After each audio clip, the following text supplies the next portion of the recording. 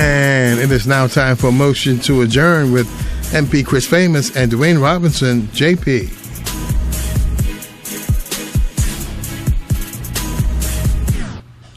And good afternoon, Brother Dawn. How you doing? All is well, my brother. Good afternoon. Nice to see you back again.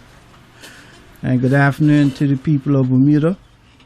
And hopefully the accident on the country was not too serious. Bermuda has lost quite a few people this year. And today we're going to pay tribute to one of the giants of the labor movement. One who worked hard, not just for his family, his community, but the entire country. He passed away last week after a lifelong giving to the people of Bermuda. And I speak of none other than Mr. Stanley Adolphus Morton Sr. A tall man, but a gentle giant. His height was not just in his physical height, but the heights that he propelled the people of Pembroke East, the people of Parsons Road and Backerton, which he came from. So today we have a very special lineup that we're going to have some folks who knew Mr. Morton very well, colleagues, family members, and a good old reverend to say some words about Stanley Adolphus Morton Sr. Good afternoon, Reverend, to you. How are you doing? I'm good. Good to be here on your show with you, and good to be heard by your audience. I'm doing pretty well. Yeah, family's all right? Family's doing well. All right, because your family is not just your immediate family, it's your church family. It's yes. So on and so forth. Yeah, so Reverend Tweed, you being the Reverend of Stanley A. Morton, you have the floor to bless us with an opening. Well, thank you so much. It is always an honor to be invited. And I would simply say, as I reflect upon Brother Stan, that his height was dwarfed by his stature as a person that carried within his gait a staid dignity, and his commitment both to his family, to his church, and to the community and to the PLP. And indeed, he is part of that sort of vanguard PLP generation, and it's somewhat significant that when you think of Reggie Burroughs, Arthur Hudson, Brother Oddie, and now Brother Stan, that all of them that have made such an indelible mark on the social and political fabric of Bermuda, that they've all transitioned in the same year within the space of maybe 6 months apart, really. But I can recall that Brother Stan's smile, his temperament.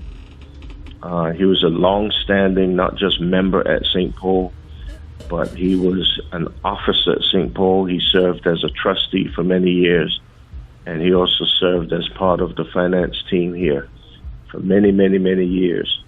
And there's nothing that he would not do for the church or the community. And so he leaves in his wake a sterling and tremendous legacy of commitment and service. And all of us that have been blessed to see them and know him have been made richer because of the example that he has set. And he will continue to live because of the legacy that is manifested through the example that he leaves behind. And so we are looking forward to celebrating his life and sharing as family, all of us, journey together through this moment of bereavement. And as a person of faith, I can only say that my grief is somewhat tempered by my joy, because I know that he was spiritually at peace and trusted and knew that he was in God's hands. And so he was not a person who was afraid of mortal transition, because he understood that we would have to relinquish this mortal coil in order to enter into true eternal spiritual life. And so he was at peace with that. And I had the good fortune of being with him the day before he transitioned. Ironically, he transitioned on his 61st anniversary, he and Sister Ilis. And so I had jokingly said to him, man, you better hang around for your 61st. And almost in his own inimitable fashion, I could almost see and hear him smiling at me saying, yeah, I hung around and now I'm gone. And so, but just a wonderful, wonderful person, tremendous legacy. And again, we just mourn his loss. And many people may or may not know, some do depending on the generation, but he was also a master tailor. So he was a master tailor, and many people who he mentored and apprenticed in the tailoring business. And so what that demonstrates is his ability to pay attention to detail and to be disciplined and to work through a process in order to produce something, and to have the vision to see what can be produced even before it is made. So when you think about all of these qualities that a tailor possesses, especially one of his caliber, and so, these are just sort of little things that one looks at and is reminded of when I think fondly of Brother Stan. And I used to refer to him as Stan the man. That was my man. So let me ask you a question before we close up.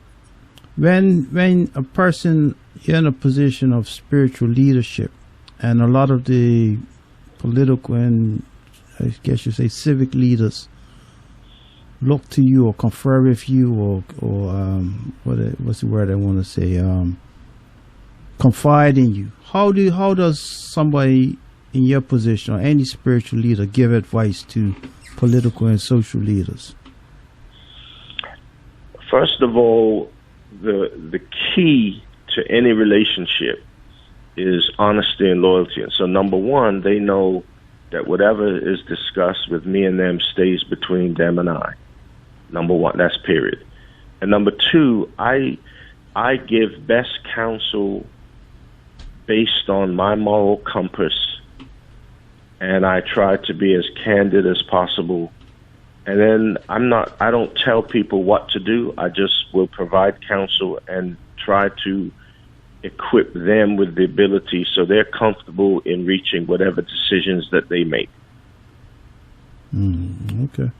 Yeah, because it's often we forget that no matter which position of leadership you're in, you still need somebody to talk to at times. You know what I mean? Absolutely. Absolutely. And trust is key. I mean, honesty and trust and loyalty.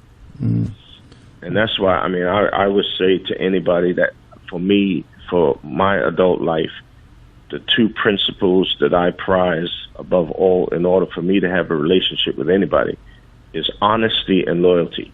Anything else you can work out. But if people are not honest and they're not loyal to each other, then it's like there's a risk. There's a liability involved. All right. But when you have people that are comfortable enough in their own skin to be honest and have a sense of loyalty whereby we trust each other enough to know that whatever we say to each other, it has nothing to do with how we feel about each other in terms of our relationship. So it's not like I'm attacking you personally. We're having an honest, candid conversation. Nobody else knows nothing about it. It is strictly between you and I. And therefore, you know that if I love and care about you, then I'm going to give you the best counsel that I can. And once we've had a conversation, that's it. I still love you. Mm-hmm. And once you have, and that's why I say honesty, loyalty, and that becomes the foundation of trust. All right. Well, thank you, Reverend Tweed, and we'll be seeing you on Saturday. Thank you, sir. Appreciate you, and blessings to your audience, and also a shout out and to Sister Ilis and the family. All right, man, our brother. All right, man, our brother. Yes, Christ our Redeemer. God our Father. There you go. In reverse order, but it's okay. I'll take it. All right. Just testing you. All right. Thank you. All right. Talk to you later. Yes, and that was Reverend Tweed, who is a pastor of St. Paul. It's not St. Paul's, St. Paul AME Church. He will be leading the service in tribute for Mr. Stanley A. Morton. And I suspect St. Paul's will not have enough seats, and people will be sitting in the overflow, as they did for so many others of the stalwarts of St. Paul's that have passed this year. So next up, we have the Honorable Walter Lister, who knew Mr. Stanley Morton quite well in many different ways. Good afternoon, Honorable Walter Lister. How are you doing? Good afternoon. How are you? I'm all right. I'd like to say that I'm very honored to have the opportunity to say a few words about my good friend Stanley. And I also like to say I was very honored to have Stanley and Alice, his wife, as our good friends, you know. Mm-hmm. I first met Stanley around 1968, and I remember the situation was I lived in Somerset, and Stanley lived in town. The election was coming up, and my wife now, who was my fiancée then, was living in Pembroke East. Oh, she's not from Somerset? No. But she supports Somerset there. But she was living in Pembroke East, and I can remember one day taking the opportunity to, just prior to the election, taking her by his tailor shop, to meet Stanley, because Stanley's parents were from the West Indies, and so was Brenda's parents were Baines. They were from the West Indies, so they clicked and got on very well. Then election day, I can remember going to Brenda's office and getting her and taking her to the polls to vote for Stanley Morton. And then later that day, I remember going back to Somerset to vote for Eugene Cox and Walter Roberts, who were here in Sand South. And I served the party in those early days as public relations officer, so I had the opportunity to interact with Stanley and the shadow minister of the party for getting coordinated messages out and those sorts of things. And it was a wonderful experience because you learn from people who have experience in these areas all the time. And Stanley was a person who would reach out to you. He always reached out to people. I think this is one of his shining examples for people, not politicians, but people in general. And so that, you know, we really developed an excellent friendship and a mutual respect for each other. And then again in 1976, I was elected to Parliament, so that I got to know Stanley much better. I remember Stanley in the early days. Our leader was Lewis Brown Evans. Artie Simmons was there. Barbara Ball was there. Gilbert Darrell was there. Walter Brangman, Walter King, Stanley Lowe, were all members of Parliament. And at that time, I was the youngest member of Parliament, so those people with greater experience were of great assistance to me. But you know, something happened early in my career, political career, is that I was invited to Washington with Reggie Boris and Stanley Lowe to attend the presidential prayer breakfast, and Ronald Reagan was the president at that point in time. But it was a great experience. The camaraderie we enjoyed, the experiences we enjoyed, and the people we met. And shortly before that trip, I had the opportunity, because Shirley Chisholm had been to Bermuda to speak at one of the PLP banquets. So she said to me, whenever I came to Washington, feel free to give her a call, which I did do. And she was very happy that I called, and she invited myself, Reggie, and Stanley to her office in the Congress. And therefore, I had the opportunity to see her again, and she entertained us well. She gave us tickets to go to the Senate and the Congress, because you had to get tickets to go to these various places.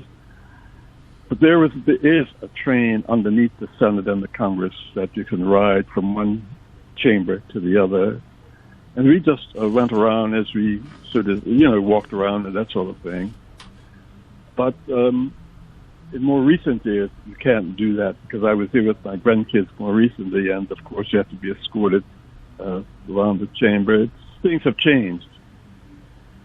But in more recent years, Stanley Morton, Reggie Boris, Walter Roberts, and myself, we went to test cricket in the Caribbean.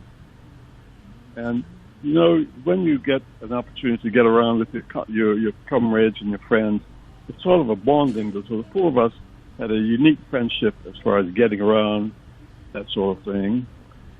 And we had been to a test match in Barbados, and then we went to another one in Antigua. And the funny thing happened, just as Stanley and Reggie and the four of us were leaving the stadium one day, there was a guy standing there selling corn, and he had a little sign that said, $1 for an ear of corn. And I said, I think I'll have one. I gave him a US dollar, and I'm standing there waiting for change. So the guy says, what do you want? So he says, a dollar is a dollar. And Stanley found that interesting. He teased me about that for years to come. And, there were interesting experiences that we had, and I really cherished them very, very much. And I think that it's something that I'll remember, and I met Arliss and Stanley in St. Kitts a few years ago, and I met some of Stanley's family.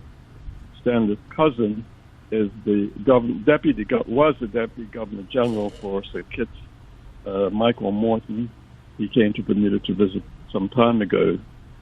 So we got to visit his family there who were in politics, and then he has family do regular things. So it's a great opportunity to talk to Stanley and, visit his family who were there. But I had the opportunity just over a month ago to go and visit Stanley, and we talked about a number of things, old times, very, very interesting. Enjoyed every minute of it, and we it was good to see him because I hadn't seen him for a while, and I didn't realize that was the last time I was going to speak with him, but he's in a better place now, so I'm very happy for him, and I'd like to extend from Walter and Brenda to Arliss our sincere condolences for a man who contributed very much to his community and will long be remembered for what he did. Yeah, thank you. I remember one year I was in St. Kitts, and I'm driving along, and anybody that knows St. Kitts, your way to, if you're going heading to Marriott, there's a corner, it's a roundabout, and then so I'm driving on this roundabout, and I'm like, hey, I know there's people there. I'm like, nah. One, you got the voice on one side saying, hey, there's people there. The other voice is saying, nah, that's not them. The other voice is like, you better pull up. So I stop, I back up, and it's this condo complex. I forgot what it's called, Silver Spring or Silver Reef. Right. So I back up, and I see these folks looking at me like, This is, this is guy backing up to us like, I jump out and say, hey, Mr. Morton, that's you. He said, hey, Famous, what you doing here? I said, I'm him. He said, well, I'm him too. That's what I'm doing here. They were standing outside there waiting, I want to say they was waiting for Mr. Jaffers, or it might have been you. They said they were waiting for somebody. I asked them if they needed a ride. They was like, no, we're good. Yeah. So it was just, so I said that in the sense to say that with a lot of Bermudians having Petition and Division heritage, a lot of us do travel down there, and you're bound to meet up into a Bermudian somewhere along the line. True. And it was just. I guess you'll say, I would say God sent. I won't say it was just happens. Not just, it was more than just happenstance, but had some who I was picking them up came 2 minutes early, I would not have seen them. Mm-hmm. And we was there cracking jokes for a couple minutes, and then I ran along my way. Like, so I was just like, this is always good. So, I've seen you and others who down in St. Kitts wasn't the same trip, but on different trips. So, one thing I know about Mr. Morton, yes, his family did come up here. I want to say it was pre-COVID. It was Deputy Governor Michael Morton, and then his brother Charles Morton. Correct. And then their wives, and then was, I think, some other folks. But they, I say that in the sense that Mr. Morton was proud of his St. Kitts heritage, and very proud. It was no like, well, I'm from Smith, so I'm from Poon. He was from Posbury, and I'm from St. Kitts. So this is something that, as Bermudians, we have to be proud of where we come from. That's right. Well, I'm like Stanley, very proud of my Petition heritage, and I have a great respect for it. And Stanley often spoke about his connection, and his father, who was before him, was a very important person as far as sharing information, history, and a lot of that Stanley adopted himself, because he would share stories with me, which really opened my eyes to many things that I was unaware of. And I appreciate very much the discussions that I had the opportunity to have with him. It helped him strengthen me and make me the person that I am today. Yeah, so we're going to, Miss Lissa, we're going to go to a quick news break, and then I'll come back and then we'll wrap it up. It's just a quick question for you. Sure. Okay, Miss Lissa, we're back. Sure. So, Miss Lissa, Reverend Tweed made a good observation earlier. He said, like, in the last few years, in the year especially, we've lost Mr. Hodgson, Brother Audie, as some would say, and now Mr. Morton. Mm-hmm. And a lady texted me. She says, "Oh, when she saw that Mr. Morton had passed, had said, the girl almost all the gentlemen in politics are going, right?" So it gave me pause to reflect, to say, like, how would you describe that era of politics for Bermuda? It was a far more difficult time dealing with issues, particularly for the black community then. Mm-hmm. And Stanley, being a black man, stood up very strongly for what he felt was right within his heart. And many of the accomplishments that we enjoy today is because of Stanley and people like Stanley who stood up for very, very, very important issues. He was never afraid to say what was on his mind. I've seen him in the heat of debate. I can remember, even before I was a member of Parliament, sitting in the gallery, seeing Stanley Morton putting forward our issues, helping to strengthen our community, to bring us together. He was never a divider of the community. He always tried to bring people together. And that's a very salient point, a very important point, and one that he's going to remember by for many, many years to come. Yes, because I say that it's not to deviate, but it's not often I have the privilege of conversing with you on the radio.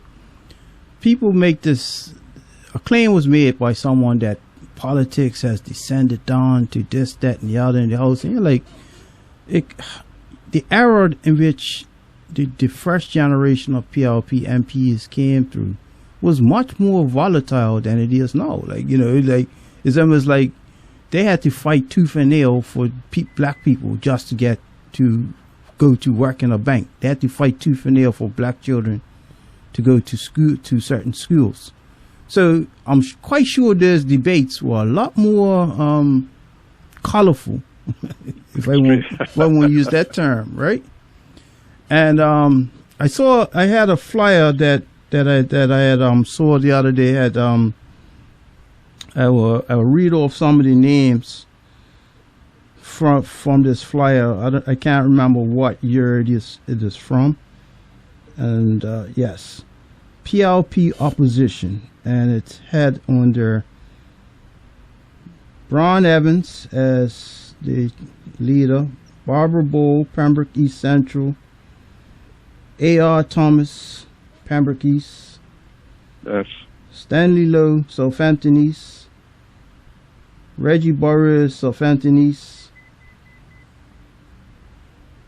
Roosevelt Brown, Pembroke East, L.F. Wade, Devonshire North, Eugene Cox, Sandy South, Walter Roberts, Sandy South, and Stanley Morton, Pembroke East Central.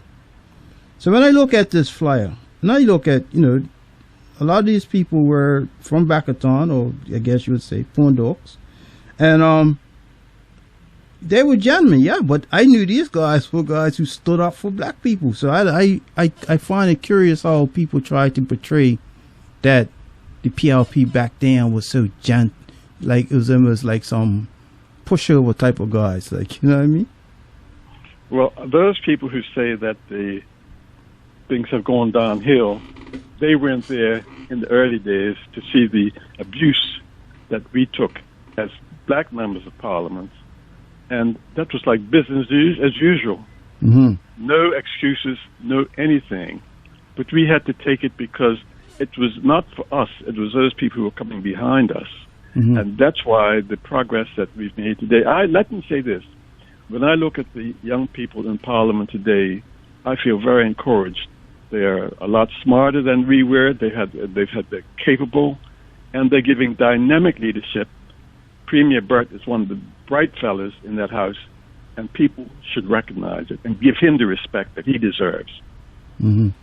Well, I appreciate that because, one of the challenges with gentlemen such as yourself, shouldn't say a challenge with, but one of the things that we have as parliamentarians is that we don't get to interact enough with our older generation to give us this, you might be 90% there, but you need a little polishing to get to the 100%. And,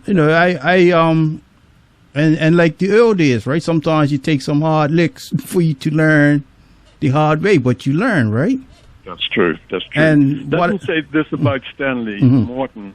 I presently serve on the Parliamentary Prayer Breakfast Committee with a number of former MPs and community friends. But Artwell Simmons was a member who served on that committee, and Stanley Morton was also a member who served on that committee, who invited me to join the committee many years ago, and I still serve. That's a committee that interacts with Washington on the prayer breakfast committees and things like that. Mm-hmm. The heavy lifting is left to the younger members of Parliament, or people like me. Do a lot less these days, but we're still there. And you find us in the archives, and we're still there, still present. Mm-hmm. Well, I want to thank you on behalf of my generation, not just PLP, but because when I look across the aisle, it ain't really across the aisle. Well, when I look at what's remaining of the opposition, there's a lot of melanated faces, right? Mm-hmm. And whatever reasons are there, the point is you're there. When I look in the bank and it's majority Bermudians in the bank, you go to anywhere, it's things that we take for granted that didn't exist go back 50 years ago. Yeah. Right? When I was born, when Brother Dawn was born, black people couldn't go to certain schools. They couldn't go to you couldn't even put your money in certain banks, right? Not to say that was good thing or bad thing. But the point is that it was your generation and Mr. Morton's generation that fought for black people. Not just black people, but the working class people of this island. Let me say this. When Stanley Morton, and even when I went to Parliament, the numbers of blacks were in a minority. That when we left, that had changed, where the numbers of blacks were in a majority.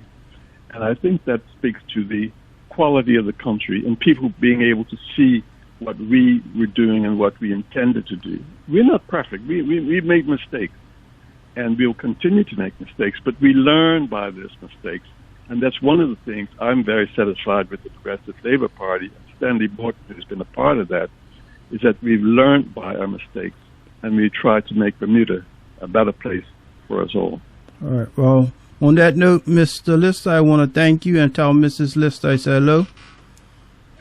I will do that, and we're most honored for this opportunity. All right, and we'll look forward to seeing you on Saturday. Yes, right. definitely. Thank you. Thank you so much. All right.